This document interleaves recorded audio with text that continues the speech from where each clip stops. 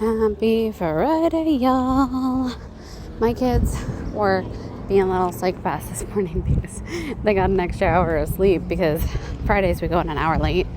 So they go to sleep for that extra hour unless they were to wake up. But they have a hard enough time waking up during the week anyway, so they don't.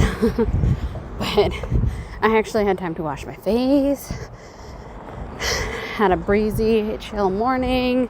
And then I was thinking, oh, y'all are going to be on time for school, like early, not on time. You'll be able to have breakfast. But then once time came to like actually get shoes on and leave, they didn't want to because they were playing with their little brothers. And I'm like, come on, bro. They probably still had enough time to grab like a bagel or a muffin or something at school. Because my daughter said sometimes they'll be like, yeah, eat this in the cafeteria or in the where they eat. And then they're like, sometimes they're like, oh, just take your breakfast to your classroom and then gets to eat in their classroom. I don't know.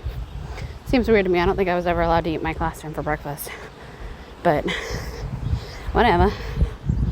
And then it was funny because this morning, Brooks, my little one, my 3-year-old, he didn't want anything to do with Dad. And then eventually, once he did, he's sitting on Joe's lap and Joe goes, are you Daddy's boy? And he goes, yeah. I was like, wait, are you a mom's boy? And he goes, no. And Oliver, my little 5-year-old, he's a total mama's boy. And I was like, Oliver, are you mama's boy? And he goes, no, I am Theo's boy. Theo's my 9-year-old, if y'all don't know. Him, right there.